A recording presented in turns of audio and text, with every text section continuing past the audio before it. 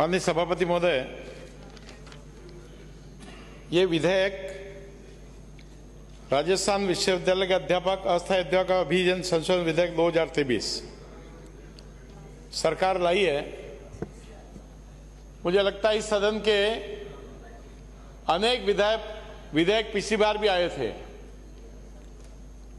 राज्यपाल महोदय ने कुछ विधेयकों पे अपनी असहमति प्रकट करके वापस भेजे सरकार के पास।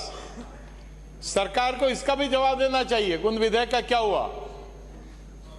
माननीय सभापति महोदय, मुझे लगता है कि ये विधेयक आपने 3 संशोधन दिए। इसमें सरकार पिछले गेट से एंट्री करना चाह रही है और ऐसे लोगों को योग वगैरह शिक्षक भर्ती करना चाह रही है जो उनके चहेते हैं। क्यों इसमें कहीं ये प्रावधान नहीं है कि जो लोग पहले से काम कर रहे हैं, कई दिन से काम कर रहे हैं, कई महीनों से काम कर रहे हैं, उनको परमानेंट करने का प्रावधान नहीं है। इस सदन में मैं एक शब्द प्रयोग करता हूं, शर्मिंदगी का। हम सब शर्मिंदा है जब गुरुकुल विश्वविद्यालय का विधेयक आया। वो तो राठौड़ साहब का भला हो, हमारे उस समय के उपनेता और अभी सदन के विपक्ष के नेता का, कि वो स्वयं सीकर गए। क्या सरकार के पास एजेंसी नहीं है जांच की? स्वयं सीकर गए, उसकी जांच की और जांच करने के बाद पता लगा कि जो जमीन है वहां पता नहीं 34 तो लैब बताई, कितने कमरे बता दिए, कितने ऑफिस के कंप्यूटर के कितने कमरे बता दिए, कितने क्लासरूम बता दिए। और उसके बाद स्थिति क्या बनी? वहां पर जमीन का समतलीकरण चल रहा है। सरकार की क्या स्थिति है?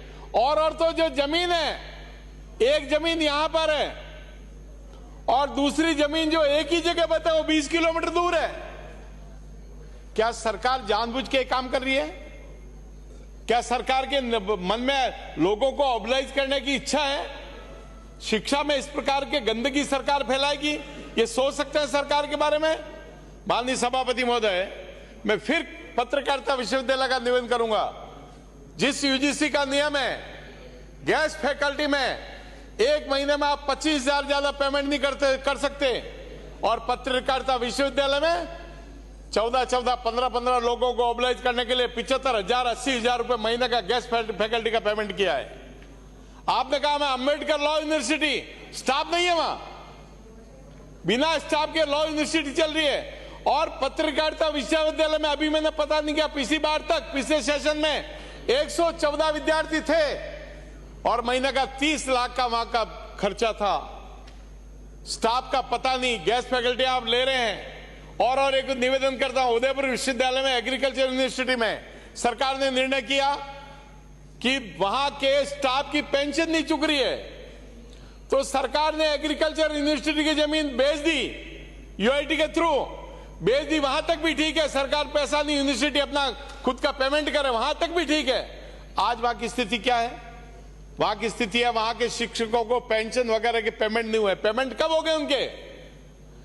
यूआईटी ने जमीन ले ली और यूआईटी सरकार यूनिवर्सिटी को कह रही जमीन जैसे जैसे बिकेगी वैसे वैसे हम पेमेंट करेंगे कर्मचारियों को। सरकार को दोहरी मार लग रही है। मैं सरकार से आपके माध्यम से निवेदन करना चाहता हूं, अगर सरकार भला चाहती है, सरकार का पैसा बचाना चाहती है, यूआईटी एक मुश्त पैसा तय करके जमीन का पैसा यूनिवर्सिटी को भुगतान कर दे। क्योंकि 2 प्रकार का नुकसान हो रहा है।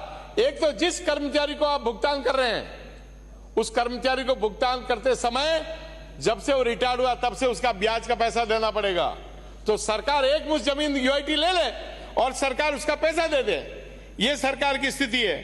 विश्वविद्यालय में हालत ये है, उदयपुर यूनिवर्सिटी में वीसी थे, उनका जांच चल रही है और उन्होंने अभी भी 3 महीना का भुगतान जो आया ही नहीं, उन पर जांच थी, वो भुगतान के लिए आदेश हो गए।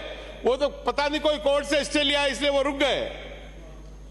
ऐसी स्थिति में मेरा राज्य सरकार से निवेदन है कि सरकार इस विधेयक में उसको जोड़े, जो कर्मचारी पहले से काम कर रहे हैं उन कर्मचारी को परमानेंट करने की व्यवस्था करें, और जो लोग संविधान काम कर रहे हैं उनको भी परमानेंट करने की व्यवस्था कर रहे हैं।